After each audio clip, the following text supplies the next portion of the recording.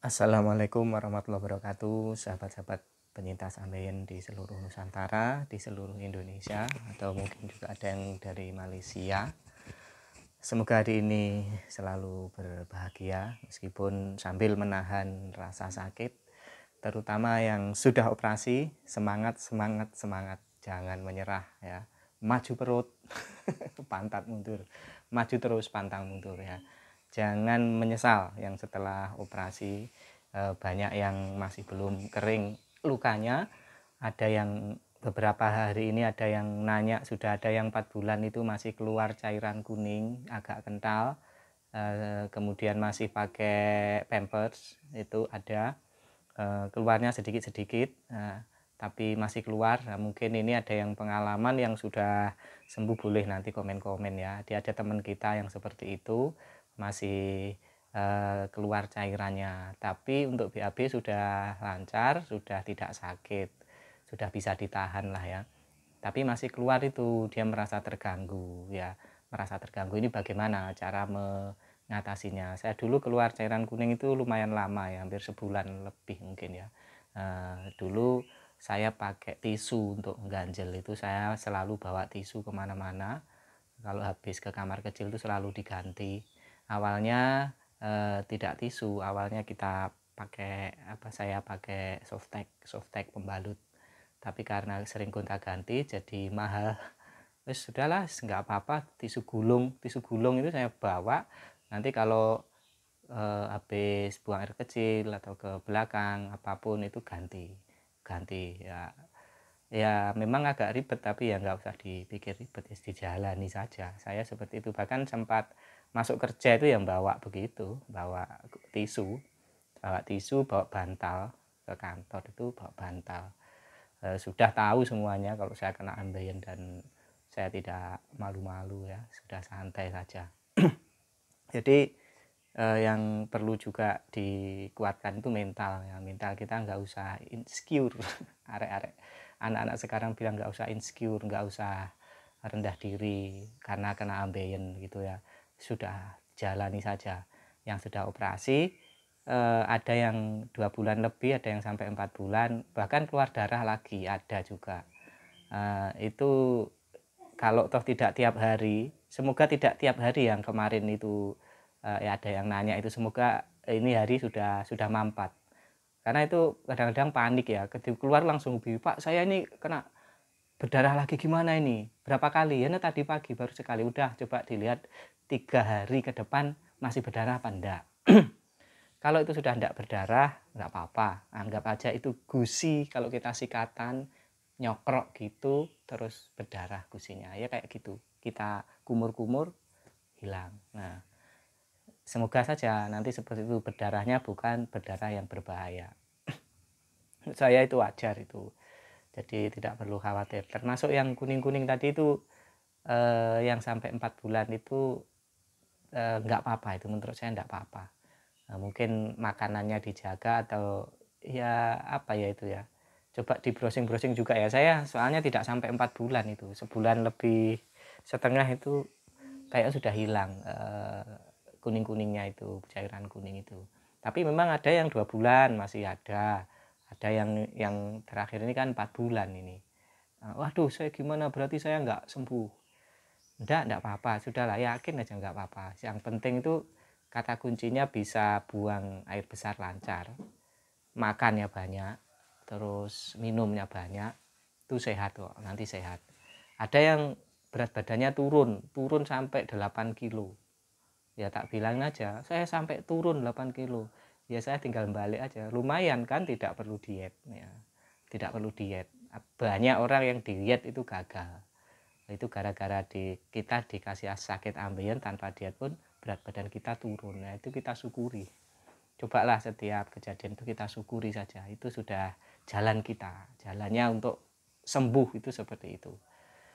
Kemudian ada yang WA lagi kemarin tuh apa ya, yang inbox itu ada yang tanya, masih nyeri kalau dibuat setelah BAB itu kadang-kadang masih nyeri, tapi sudah bisa naik motor. Enggak apa-apa, itu tinggal ngabaikan aja, ngerinya nggak usah diingat-ingat. nggak usah dirasakan. Sudah bisa naik motor, bisa healing jalan-jalan kan itu sama dengan sembuh ya. Makan juga sudah normal, tinggal sakit sedikit aja nggak apa-apa lah ya, nggak apa-apa. Itu begitu saudara-saudara. Terus ada juga yang menyarankan yang nggak kering-kering itu ya berdarah itu direbuskan daun binahong ya, daun binahong apa direbus gitu, kemudian diminum. Ya, bisa dicoba juga atau direndam juga. Itu ada yang menyarankan seperti itu. Direbus kemudian digunakan untuk merendam. Daun sirih apa binahong itu loh. Oh, dua itu sering digunakan lah pokoknya. Kemudian ada juga yang ini, yang kemarin tuh masih mas-mas ya, kayaknya mau daftar angkatan begitu. Dia operasi, kemudian sebulan lagi atau sebulan setengah itu mau daftar angkatan. Apakah bisa sembuh dalam jangka sebulan? Nah ini kalau sebulan semoga saja sembuh ya mas ya, semoga saja bisa sembuh dan bisa daftar. Meskipun rata-rata itu sebulan lebih sampai 2 bulan, tapi semoga aja pas daftar itu pas dicek itu tidak kelihatan benjolnya, tidak kelihatan baru operasi. Nah kita doakan ya, saya agak kasihan juga kalau sudah baru SMA gitu ya, masih muda, masih ini terus kena, terus dia down, pengen daftar TNI, pengen daftar Polri gitu, kemudian down gitu. Jangan ya, kalau toh memang tidak diterima gara-gara ambeien, juga harus diterima dengan lapang dada, nggak usah berkecil hati, itu mungkin jalannya bukan di situ. Nah, kemudian ada yang ini agak lama juga yang keluar dari pekerjaan gara-gara penyembuhannya lama, nggak enak ya, sudah 2 bulan nggak masuk kemudian resign. Ini memang perusahaan kadang-kadang kan ada aturan sendiri ya. Sakit ambeien itu memang tidak bisa cepat sembuhnya, bahkan lebih lama daripada orang hamil operasi sesar. Operasi sesar itu banyak dan itu cepat sembuh.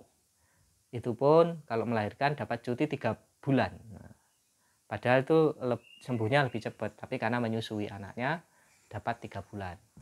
Nah ini kalau ada perusahaan yang mengerti ambeien ini sebenarnya juga layak dikasih cuti 3 bulan, ya 2 bulan lah minimal, karena ini prosesnya lama, prosesnya butuh waktu dan agak lebih sulit ya operasi ambeien ini daripada operasi sesar begitu. Jadi itu tadi saya mengulang-ulang dari cerita-cerita yang sudah pernah saya sampaikan, karena yang bertanya juga berulang-ulang, karena ada yang baru seminggu operasi, 2 minggu operasi, itu yang masih bingung, kemudian mungkin nemu channel saya, kemudian komen-komen di situ, kemudian nanya-nanya, sekaligus saya bahas, biarpun berulang, saya harap tidak bosan ya, dan tolong ini disebarkan sahabat-sahabat semua kalau mau ke grup-grup teman-teman yang dugaan Anda banyak yang sakit ambeien ya, supaya mereka tidak stres. Banyak yang ngakunya saya sampai stres ya, stresnya untungnya nggak sampai gila ya, kalau gila kan kasihan. Ada yang sampai ke psikolog juga loh gara-gara ini. Ada dulu cerita saya sudah 3 kali ke psikolog, ada yang juga mau diruqyah ke orang pintar saya ini, kok ini mau diruqyah ya. Ini saking paniknya saja lah, menurut saya ini psikologis saja, ini masalah psikologis. Kalau kita bisa menertawakan sakit kita dengan enjoy ya, enjoy sambil sakit-sakit gitu ya nggak apa-apa. Tapi ada yang begitu, mau datang ke orang pintar, mau diruqyah, ada ke psikolog. Ya nggak apa-apa ya, kalau punya uang nggak apa-apa. Tapi menurut saya nggak ke sana ya nggak apa-apa, karena Anda itu sudah mau sembuh. Jangan terus dikaitkan, ada juga teman kita itu yang pernah juga saya ceritakan, apakah sakit saya ini karena kutukan gitu, karena saya tidak taat kepada ibu, pernah bantah gitu. Itu kepikiran semuanya jadi ke bawah. Apa jangan-jangan ini ya? Jangan-jangan ini ya? Dia juga sempat tanya, rumah saya itu pernah malam-malam ada kayak ledakan. Apakah gara-gara itu ya? Terus saya dibikin sakit. Semua macam-macam pikirannya. Ya, kemana-mana. Saya jawab, enggak ada, itu kucing yang mak gelodak, itu kucing. Bukan, Mas. Ini kayak ledakan. Sudahlah, anggap aja itu petasannya anak-anak kampung gitu. Dia itu jadi pikiran dan pengen cari orang pintar untuk meyakinkan bahwa dia diserang makhluk gaib gitu. Saya bertanya, "Bapak percaya gaib enggak?" Ya percaya, tapi ya kalau yang begitu-begitu ya apa namanya, biasa saja kita menyikapi gitu ya. Ya semoga tenang ya, kalian tetap tenang, tetap santuy, tetap menjalani kehidupan dan jangan terlihat lemah di depan keluarga. Terus terus akhirnya gara-gara kita terlihat lemah itu semua keluarga jadi bingung, jadi pusing. Jangan, harus tetap kuat. Itu paling kalau nggak sembuh sebulan ya 2 bulan, nggak 2 bulan, 3 bulan, 4 bulan, ya nggak sampai setahun insya Allah. Kalau toh nggak sembuh-sembuh total itu sudah bisa Anda beraktivitas, tidak mengganggu aktivitas sehari-hari. Jadi seperti itu. Kalau misalnya ada penyimpitan sampai lama ya, yang penting lancar keluarnya itu nggak apa-apa. Itu ya. Sampai jumpa lagi. Jangan bosan-bosan like, comment, dan subscribe channel saya. Silahkan disebar-sebarkan. Semoga membawa manfaat. Assalamualaikum warahmatullahi wabarakatuh.